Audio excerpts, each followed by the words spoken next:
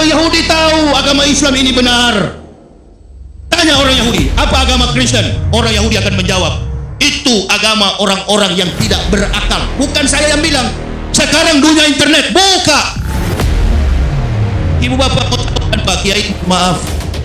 Tembok ratapan itu panjang. Dibangun oleh salah seorang nabi, Sulaiman bin Daud. Bismillahirrahmanirrahim.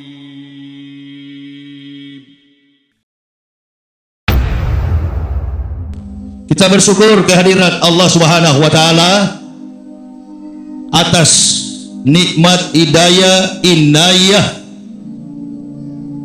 yang diberikan oleh Allah Subhanahu wa taala. Ibu, bapak, saudara-saudara dan saya bisa bersilaturahmi. Apa yang kita pikirkan, apa yang kita lihat, apa yang kita dengar tidak sesuai biasanya dengan apa yang Allah rencanakan. Artinya kalau bicara dari latar belakang ibu, bapak, saudara-saudara dan saya, tentu kita tidak akan bersama-sama. Kiai, saya dari tempat yang sangat jauh, dari provinsi Sulawesi Utara, Manado. Ibu bapak berada di provinsi Jambi. Indonesia ini dikenal sebagai wilayah yang sangat luas.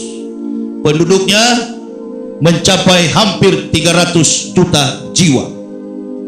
Nomor urut yang keempat, penduduk terbesar di dunia. Yang pertama adalah China, yang kedua India, yang ketiga Amerika, dan yang keempat Indonesia. Mayoritas penduduk Indonesia ini 98% beragama Islam. Saya dan keluarga bukan dari agama Islam.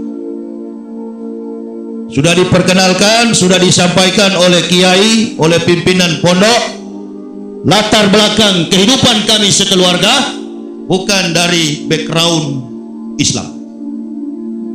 Inilah nikmat kita bangsa Indonesia, beragam suku, kaum, budaya, adat istiadat, dan bahasa-bahasa daerah. Bahkan dalam perbedaan agama, Indonesia ini kaya dengan hal itu. Tetapi oleh limpahan nikmat hidayah yang Allah berikan, ibu, bapak, saudara dan saya tadinya berbeda. Tadinya tidak dekat. Bahkan tadinya kita bermusuhan secara akidah. Terjadi ambivalence, pertentangan perasaan, pertentangan dalam aspek teologis. Kemudian Allah satukan kita dalam satu keluarga besar yang disebut dengan ukhuwah Islamiyah. Sedikit banyaknya beliau tadi telah menyampaikan latar belakang saya, pendidikan saya, dan kemudian spesialisasi ilmu yang saya tempuh. Kalau kiai menghadirkan Ustadz Abdul Somad di tempat ini atau ustadz-ustadz yang lain, kompetensi mereka memang di bidang Quran dan hadis. Jadi mereka disebut sebagai ulama, mereka disebut sebagai mubalik, mereka disebut sebagai tokoh di dalam agama Islam. Beda dengan kehadiran kami.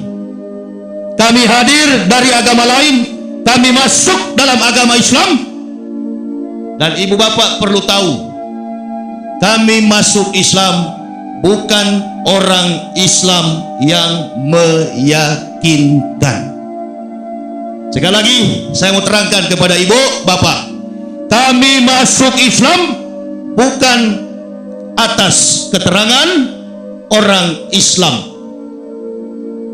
Jadi kami tidak pernah berdebat, kami tidak pernah berdialog terkait unsur ketuhanan antara dua agama, Kristen dan Islam. Lalu apa yang mendasari kami sekeluarga masuk Islam? Mayyahdillahu fahuwal muhtadin wa mayudlil faulaika humul khasirun. Kata Allah, Barang siapa yang kami beri petunjuk, maka mereka adalah muhtadin, orang yang mendapat petunjuk. Barang siapa, kata Allah, yang kami sesatkan, maka mereka adalah orang-orang yang sesat. Ini ibu bapak perlu garis bawahi. Orang yang masuk Islam karena dia diberi petunjuk. Saya sudah hampir seminggu berada di pesantren Kumpe. Saya banyak berdialog dengan beliau, Abuya, pimpinan pondok pesantren Kiai Haji Salahuddin. Banyak kami bertukar pikiran, baik dalam konteks antropologi linguistik, dalam konteks teologis, bahkan dalam problematika pergeseran nilai-nilai spiritual. Beliau mengatakan kepada saya, Ustadz, orang masuk Islam itu bukan karena dorongan makhluk, kata beliau. Paman Nabi SAW, Abdul Muthalib, beliau sampai wafat tidak mengucapkan la ilaha illallah. Beliau tidak masuk Islam, beliau tidak bersyahadat. Beliau adalah paman Nabi, paman Rasulullah, paman kandung Nabi kita Muhammad sallallahu alaihi wasallam. Apakah Nabi kekurangan bahan? Apakah Nabi tidak punya argumen untuk meyakinkan Abdul Muthalib? Tidak. Rasulullah hafiz Quran, Rasulullah sumber daripada inspirasi sunnah hadis. Tapi kenapa beliau tidak bisa diyakinkan? Ini kata Kiai, bahwa memang Islam ini penuh dengan rahasia. Qad aflahal mu'minun allazina hum fi sholatihim khashi'un wallazina hum 'anil lagwi muridun wallazina hum fil zakati fa'ilun wallazina hum li furujihim hafizun. Beruntunglah orang-orang yang beriman. Berarti orang yang masuk Islam adalah orang-orang yang beruntung.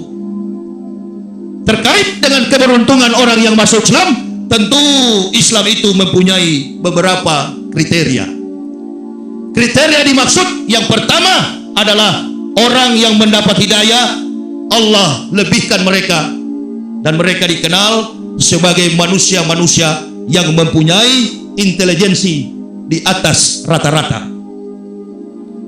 Tidak ada orang yang diberi petunjuk oleh Allah orang bodoh, orang kafir yang bodoh, orang kafir yang tidak memahami. Laqad ansalna ayatin mubainatin wallahu yahdi may yashya'u ila siratin mustaqim.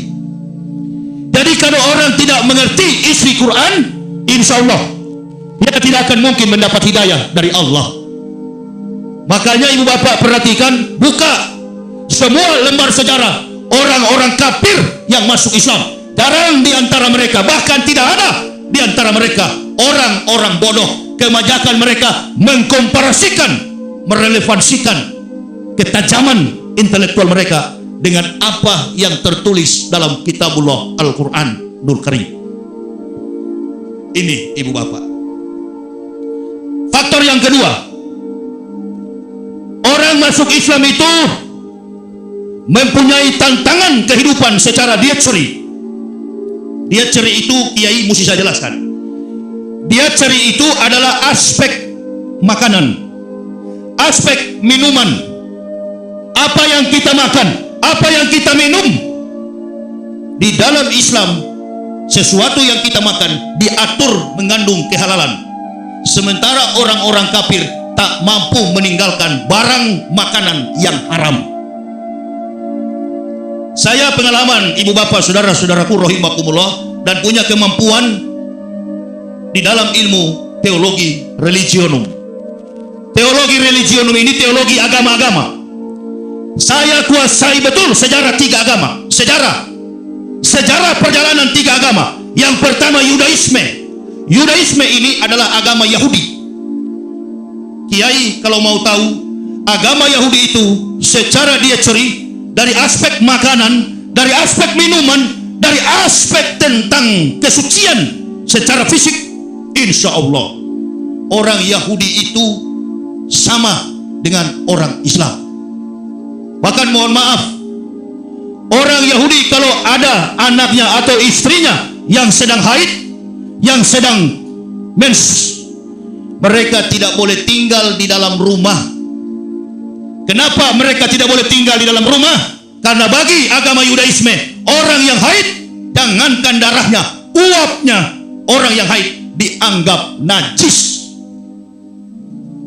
Itu Yahudi punya agama, namanya Yudaisme. Kitabnya adalah Talmud. Talmud, bukan Taurat. Taurat itu tidak ada kitabnya, Kiai. Taurat itu adalah 2 loh batu yang kembar, 5 and 5, the 10 commandments to the Israel descendants. 10 perintah yang Allah berikan kepada bangsa biadab Bani Israel. Ini Nabi Muhammad belum datang, Kiai, masih jauh. Orang Yahudi disunat sama dengan umat Islam. Hari yang ke-8, setiap anak bayi yang baru dilahirkan, orang Yahudi menyunat, mengkitan. Saya 2 hari lalu diundang Kiai kemarin pagi untuk menghadiri seorang ponakan Kiai yang potong rambut. Kalau di agama Kristen, orang sekecil bayi yang baru dilahirkan dibawa ke dalam gereja, dibaptis. Agama Kristen bukan agama Yahudi. Orang Yahudi mengambil sehelai kain, mengambil rambut mereka dan menimbang di dalam ukuran dirham, emas. Sama dengan agama Islam.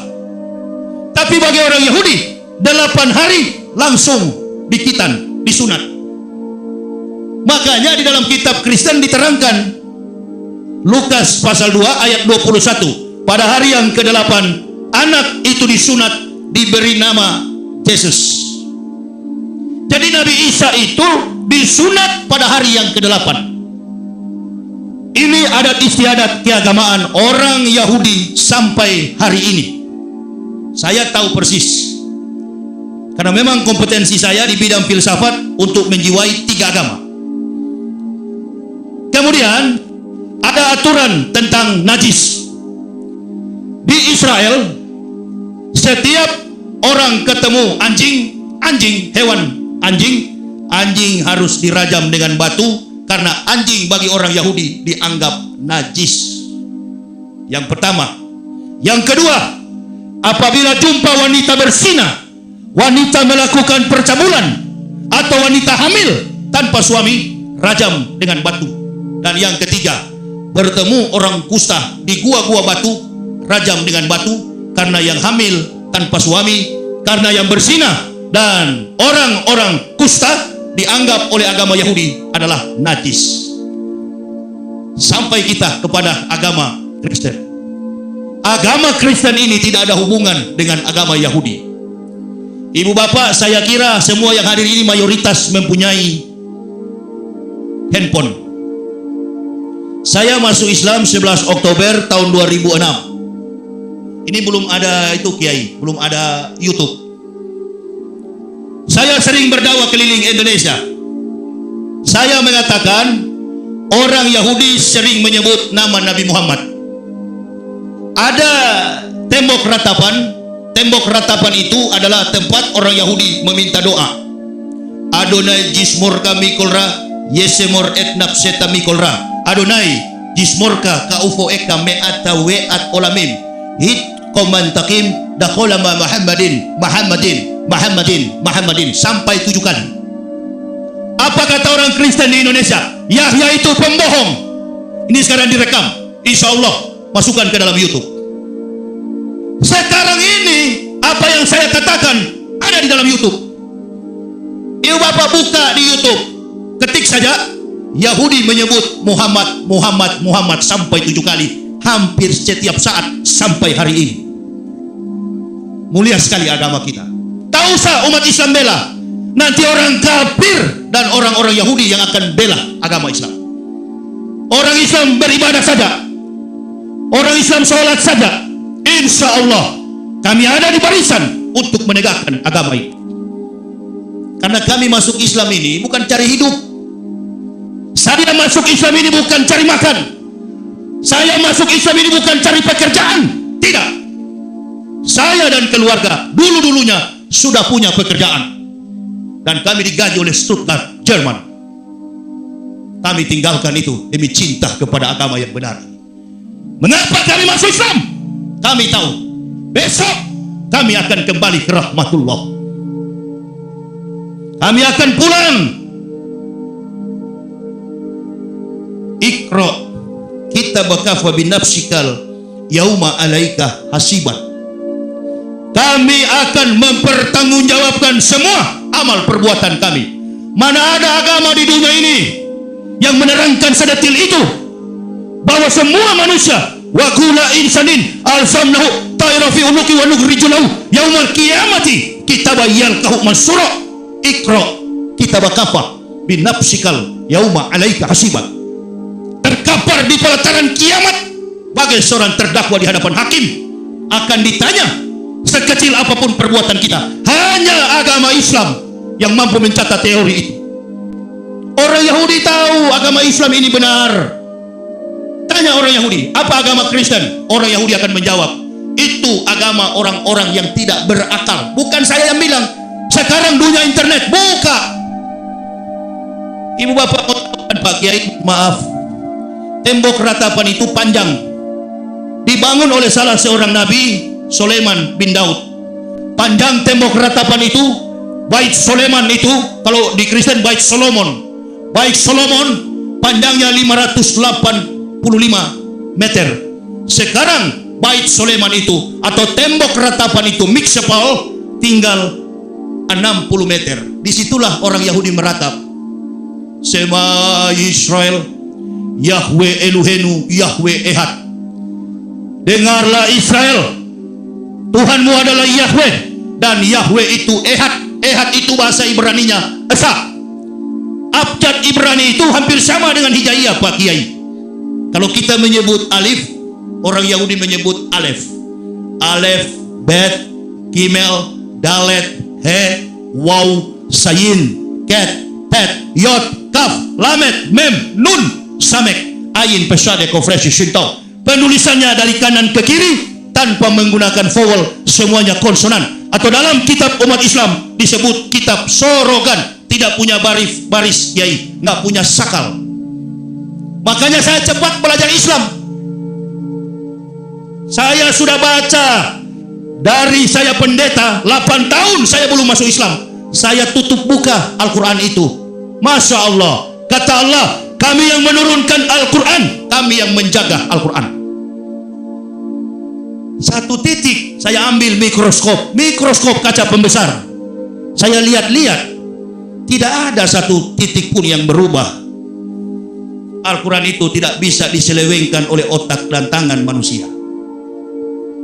Baru-baru ini saya kaget, yang mulia Pak Kiai, ada orang keluar dari Islam. Dia pernah seperti adik-adik saya ini, santri-santriawati, pengkhianat, mencelah Islam. Dia berasal dari daerah Muslim, saya berasal dari daerah basisnya kafir. Dalam studi antropologi budaya di Indonesia, Kristen yang paling fanatis, Kristen yang paling cerdas di Indonesia ini adalah orang-orang Manado. Saya asli Manado, gudang daripada pendeta. Dalam dan luar negeri studi pendidikannya ada di Manado. Tapi saudara, yang dulunya Islam dulu adalah santri. Makanya adik-adik yang kecil-kecil ini, sebelum saya menutup mata, sebelum saya kembali ke rahmatullah, tidak kebetulan saya berada di pesantren Kumpe. Tidak kebetulan saya berada di pesantren Darut Tauhid. Sesuai nama pesantren ini, tanamkan tauhid itu sampai ajal menjemput. Allahu Akbar. Jangan antum murtad di kemudian hari. Pimpinan pondok hanya memberikan apa tadi Pak Kiai? Rasulullah tidak meninggalkan harta, Rasulullah tidak meninggalkan kerajaan, Rasulullah tidak meninggalkan mahkota, Rasulullah meninggalkan la ilaha illallah. Jangan anak-anak, adik-adik saya tinggalkan.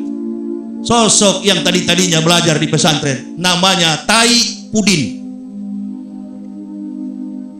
Dia tinggalkan Islam, dia tinggalkan tauhid, dan dia katakan ada 300 ayat dalam Al-Quran harus dihapus. Allahu Akbar. Ini orang-orang yang murtad-murtad ini jauh langit dengan orang-orang yang mendapat hidayah seperti kami. Kalau kami mengatakan Bible Kristen itu kontroversial, tidak rasional, tidak sistematis, tidak teologis, kami punya argumen ilmiah, kami bisa buktikan. Bahkan kami dipenjarakan, kami bebas karena kami bisa buktikan. Tapi orang yang murtad lari dari Islam hanya mencari sesuap nasi, hanya menjual akidah demi mendapatkan duniawi. Allahu Akbar. Ibu bapak, mohon beribu maaf. Ini bukan menceritakan masa lalu. Kaki saya ini, Kiai, sudah masuk ke tempat memang betul-betul kafir di atas kafir, Yahudi. Sampai ke bukit Golgota saya. Saya mau ingin cari tahu, apa betul Tuhan yang saya sembah itu disalib? Jawabannya apa? Bahasa kumpek saya pakai. Tale plus superstition becomes nonsense. Dongeng tambah tahyul sama dengan omong. Nggak ada. Kalau betul Yesus disalib, orang yang pertama kali, negara yang pertama kali menjadi Kristen adalah Yahudi. Bukan Belanda, bukan Jerman, bukan Yunani, bukan Itali, bukan Vatikan. Pertama kali yang beragama Kristen adalah orang Yahudi. Tapi Yahudi agamanya Yudaisme. Begini ibu bapak, cara menerangkan Islam itu benar. Bukan berdiri di atas orang banyak, saya masuk Islam karena Tuhan saya dulu disalib. Oh, itu argumen yang tidak ilmiah Pak Kiai. Argumen yang tidak ilmiah. Kalau dia Tuhan, mengapa dia tergantung di kayu salib? Ini argumen yang tidak ilmiah dan sulit dipertanggungjawabkan secara hukum. Kalau saya ketemu pendeta yang kaliber, ada seorang mualaf yang mengatakan, saya masuk Islam karena dulu Tuhan saya adalah Tuhan yang tidak mampu menolong dirinya. Kalau ketemu pendeta kaliber yang jago filsafat, dia akan bilang begini, Tuhan yang kami imani bukan manusia yang tersalib.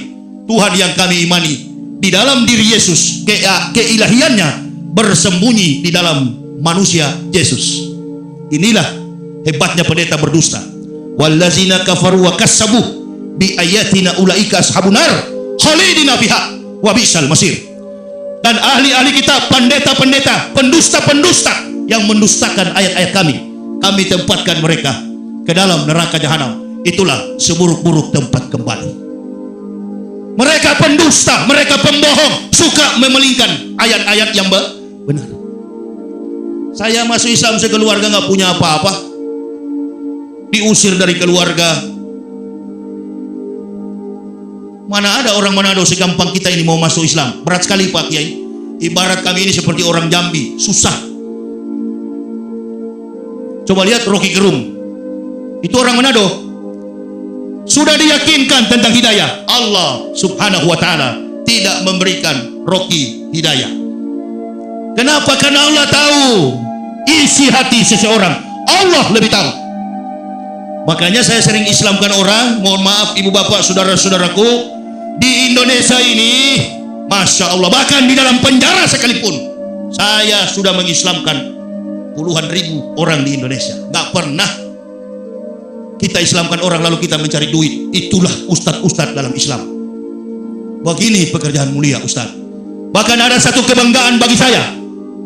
Sejak saya di kafir, sejak saya beragama Kristen, saya tidak pernah mengecap penjara. Saya tidak pernah masuk penjara karena berdakwah.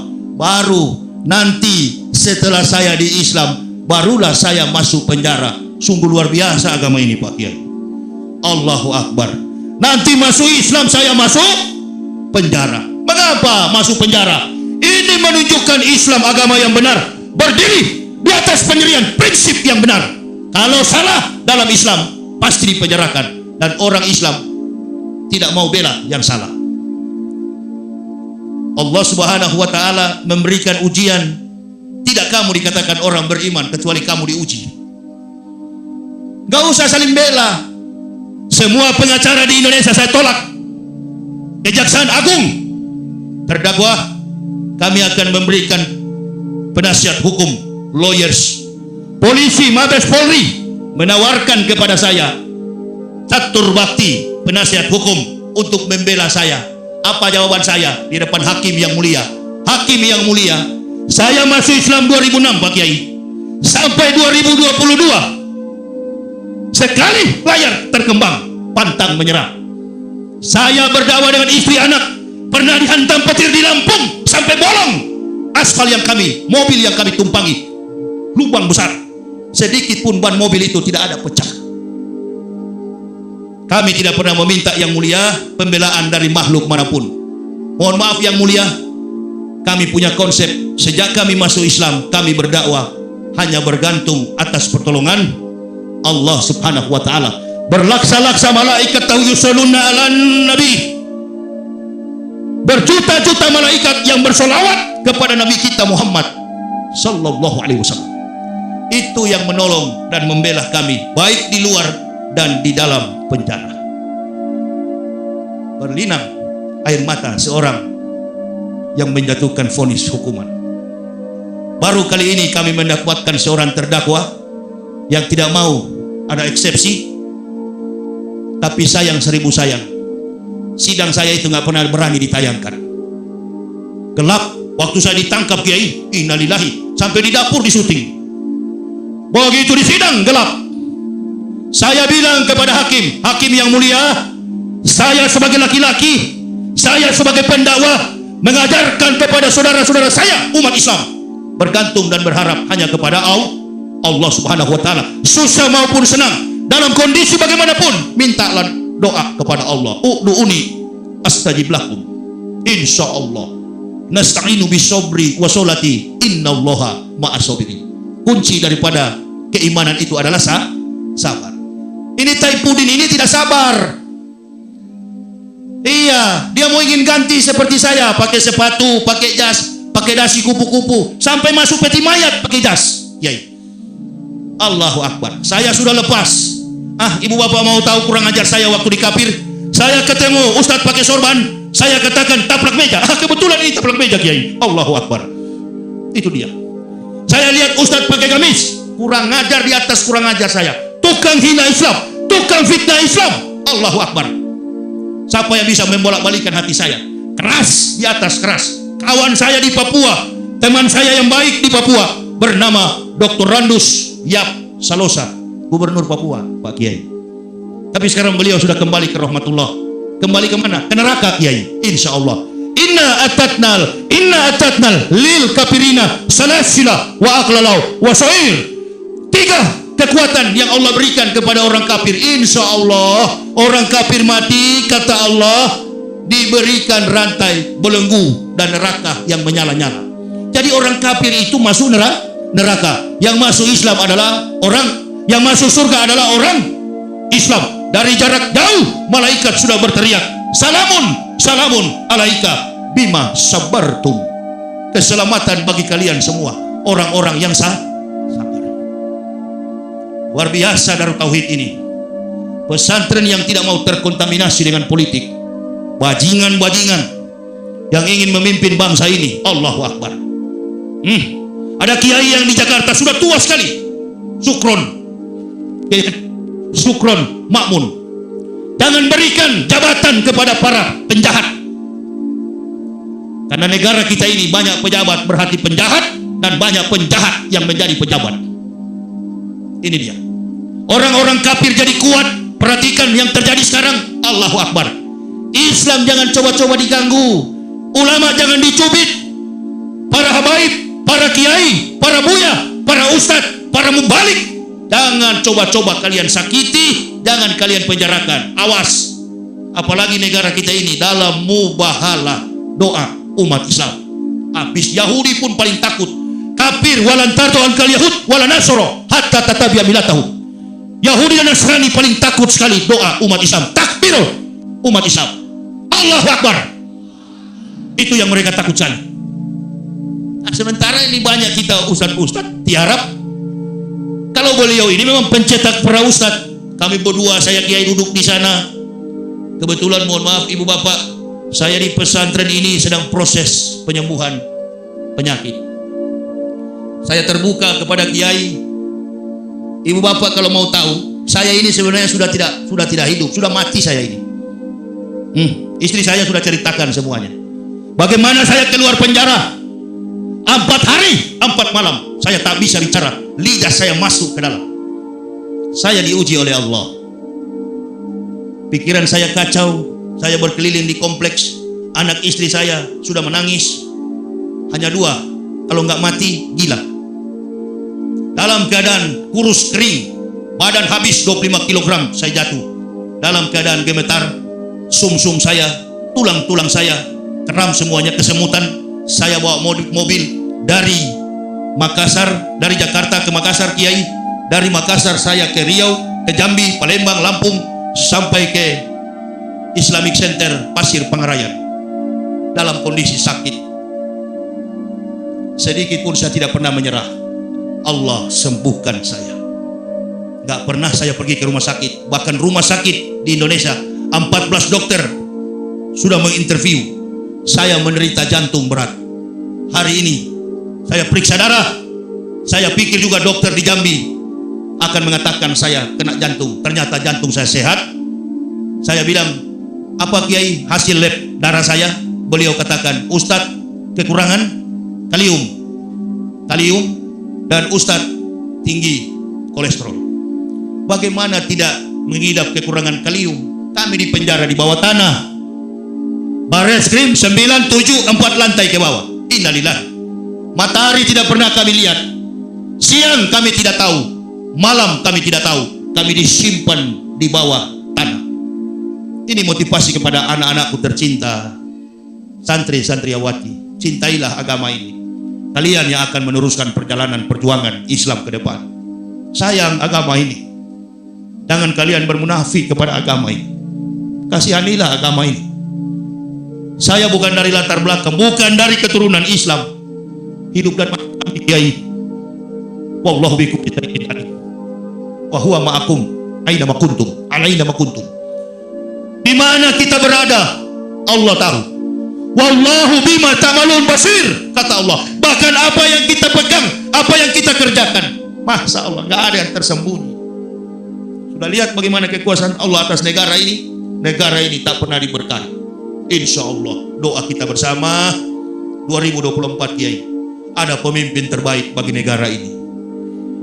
Ya Allah, ya Rabbi, jadikan bangsa Indonesia ini menjadi bangsa yang baldatun thayyibatun wa rabbun ghafur. Amin. Utus pemimpin kami yang bastotan fi ilmi wal jismi al-qawiyul amin. Bastotan yang kuat, bercakrawala luas, cerdas, pintar. Jangan orang kafir yang menjadi pemimpin. Negara kita ini sangat memprihatinkan. Kita mayoritas, tapi dikelilingi lembaga-lembaga strategis dipimpin orang-orang kafir. Kita berdoa, calon-calon ulama, calon-calon mubalik, calon-calon ustazah, insya Allah tanamkan ini pada malam hari ini, milad yang ke-6 pesantren Darut Tauhid. Doakan Kiai supaya sehat. Kiai dengan saya usianya 5 tahun. Beliau tahun 7 tahun Kiai. Beliau tahu, saya 30 November 1970, beliau 77. Beliau sama dengan UAS. Kemampuan, keilmuan mereka. Lihat bagaimana Allah bikin mereka ini. Usia muda dijadikan dewasa. Sama dengan Nabi Musa ketika diberi wahyu oleh Allah memimpin bangsa biadab Bani Israel. Wajah Nabi Musa, rambut Musa dijadikan putih beruban. Untuk apa? Mendewasakan mereka. Amin ya rabbal alamin. Itulah Kiai. Doakan Kiai supaya sehat walafiat. Kami dan keluarga, ibu bapak, jangan biarkan kami, kekuatan kami selama ini. Kami dizolimi. Kami tahu kami dizolimi. Ibu bapak buka di YouTube. Setelah abang kami meninggal dunia, abang kami Tengku Zulkarnain, apa yang mereka katakan? Setelah Tengku Zulkarnain, giliran Yahya Waloni, innalillahi wa ma kana li nafsin an tamuta illa bi idnillah, kitabun muajjalah, wa may yurid sawabad dunya nu'tihi minha wa may yurid sawabal akhirati nu'tihi minha wa zanasy syakirin. Tidak ada yang bernyawa di dunia ini akan mengalami kematian kecuali dengan izin Allah. Kitabun muajjalah, sebagaimana waktu yang telah ditetapkan. Mau diracun, mau ditembak, kalau belum kehendak Allah, mau digilas dengan kontainer sekalipun, Kalau belum giliran kita dipanggil Allah, inilah sekarang. Makanya ibu bapak jangan pernah tinggalkan anak-anakku di pondok sana, di kamar tidur santri putri. Doakan, kami mendoakan Ustadz Yahya, ya Allah, dan keluarga, berikan kesehatan, berikan kekuatan, dan yang utama ya Allah, tambahkan semangat dia dalam menegakkan Islam agama kami. Pakai Ustadz Yahya ya Allah dalam sisa hidupnya untuk semakin kuat dalam menegakkan syiar agama. Tanamkan istiqomah di dalam jiwanya. Tambahkan ilmu kepadanya ya Allah. Insya Allah kami akan laksanakan ini. Ikuti teladan kami. Dan satu hal, para anak-anakku dan semua jamaah yang hadir, jadilah pribadi muslim yang jujur, berprinsip. Ada satu prinsip saya, Kiai, yang memang tidak mau dari awal pertama saya masuk Islam itu, saya nggak mau berorganisasi Islam, Pak Kiai. Jadi ibu bapak, anak-anakku perlu tahu, saya bukan NU, saya bukan Muhammadiyah, saya bukan Naqsabandiyah, saya bukan Al-Wasliyah. Jadi Ustadz siapa? Saya ahlu sunnah wal jamaah. Innal ulama warasatul anbiya. Saya orang yang mengikuti ulama. Saya orang yang mengikuti kiai. Jadi jangan kita mengukur Islam dari ukuran panjangnya jenggot, ukuran kaki celana. Di luar-luar sana Islam terpecah hanya karena pertarungan bendera organisasi Islam. Orang kunut, saya ikutan kunut. Orang tidak kunut, saya juga tidak kunut. Jadi adik-adikku, anak-anakku, silakan Pak Kiai ya. Ini pesantren kan bebas Pak Kiai ya. Tidak bermazhab dia kan. Silakan. Tapi kita tetap ada jalur bahwa kita mengikuti ilmu ulama. Tertibnya dunia ini, kiwamud dunia, pagola Nabi SAW, kiwamud dunia bi arba'ati asa. Tertib dunia ini bergantung pada 4 orang. Yang pertama, bi ilmi ulama'i, ilmu para ulama. Tidak ada ulama, lahalaka jahilun, celaka orang-orang bodoh. Yang kedua, bi adlil umaro, adilnya pemerintah. Yang ketiga, bi sakawatil akhniyah, kedermawanan orang kaya. Dan yang keempat, bi dakwatil fuqara'i. Saya pernah hidup senang Kiai. Saya sekolah pendeta dijamin Belanda. Kami menempuh pendidikan, Masya Allah. Duduk diatur, makan di tempat yang susu itu mahalnya minta ampun. Saya kalau tidur di kamar ini, kamar Kiai, saya intip anak-anak kecil-kecil ini sehat-sehat, kecil-kecil, sehat-sehat di dalam pondok, berpelukan suami istri, menangis kami. Ini anak-anak tidur di tempat sederhana, hati mereka gembira. Ini saya bilang orang Islam, dari mana kebahagiaan itu? Kalau bukan karena sentuhan iman kepada Allah. Sengaja saya dibawa oleh Allah ke pondok ini. Bukan orang yang bawa saya, Allah yang antar saya ke pertemukan Kiai. Tak ada curiga sama kami. Saya bilang, orang kafir takut banyak anak. Orang kafir takut soal makan. Orang kafir ambisi merebut harta, mencari jabatan, mencari kedudukan. Masya Allah, umat Islam dari kecil-kecil sudah menempuh ilmu. Itu yang saya, pintar-pintar mereka membaca kitab, berjanji, potong rambut kemarin. Kiai nggak lihat, saya menangis itu Kiai. Setiap kali ada akikah, potong rambut itu saya menangis. Menangis bukan karena apa? Bodohnya orang-orang kafir ini, bangga dengan harta. Padahal kalau dia mati, dia tidak bawa segala-galanya. Sama dengan kita umat Islam. Alhamdulillah, agama yang mulia. Al-Islamu ya'lu wala yu'la alaihi. Faqala Nabi SAW, agama Islam itu agama yang tinggi.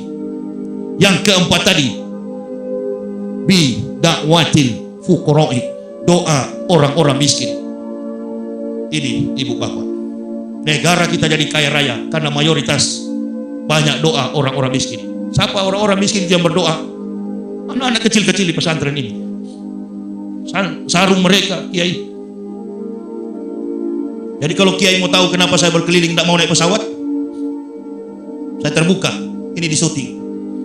Banyak jamaah yang tanya, kenapa Ustaz tidak mau naik pesawat? Wallahi, wallahu bikulli syai'in alim. Allah tahu apa yang kamu lakukan apa yang terjadi. Saya suka siksa begini, berkeliling berdakwah kemana-mana, karena saya mau bayar hutang-hutang saya, penghinaan saya, fitnah saya kepada Islam. Makanya saya bilang hakim kemarin, Pak Hakim yang mulia, berapapun lamanya hukuman, sebagai laki-laki, sebagai seorang pendakwah, saya adalah Umar bin Khattab. Allahu Akbar. Saya adalah Umar yang Allah takdirkan berjiwa Umar. Berapa puluh tahun hakim hukum saya siap. Ternyata hakim bebaskan saya 5 bulan. Nggak enak, nggak senang saya, nggak senang. Saya ingin merasakan bagaimana hidup dalam penjara, karena belum puas, belum terbayar dosa-dosa saya di masa jahiliyah. Cinta saya kepada agama ini tidak ada sepeser pun, tidak ada sedikit pun nilai materi. Saya sudah kenyang Kiai, saya sudah puas dengan kemewahan dunia ini.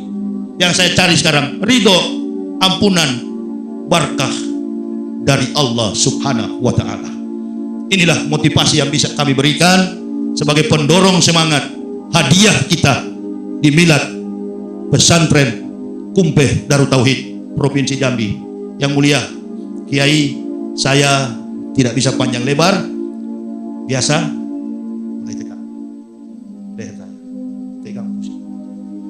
Jadi saya serahkan kepada Pak Kiai. Ibu bapak tahu saya masih dalam proses kesehatan, belum sempurna, saya masih kurang sehat dan masih banyak membutuhkan nasihat dari beliau. Saya tidak seperti orang lain takabur dan merasa sombong hebat. Saya tidak. UAS saya bela apapun yang mau terjadi. Kasus 2019 saya bela UAS. Saya katakan jangan UAS yang diserang. Saya siap ditangkap. Saya ditangkap demi membela kolega, demi membela sahabat. Kita berdoa bersama-sama biar Pak Kiai yang mendoakan kita supaya negara kita, agama kita ini maju ke depan. Amin ya robbal. Terima kasih ibu bapak atas segala perhatiannya. Jangan pernah lupa anak-anakku, mulai sebentar malam doakan kesehatan saya, pulihkan segera ya Allah, supaya Ustadz Yahya bisa berdakwah lagi kemana-mana, ke Kalimantan, ke Sulawesi, ke Nangro, Aceh, Darussalam, ke Provinsi Jambi. Kami akan kembali pada momen maulud nanti. Terima kasih ibu bapak, saudara-saudaraku, Pak Kiai. Saya tidak panjang lebarkan pembahasan ini. Mohon maaf atas segala kekurangan kami. Usikum wa nafsi bitaqwallah, la ilaha illa huwa alallahi falyatawakkalul mu'minun. Wassalamualaikum warahmatullahi wabarakatuh.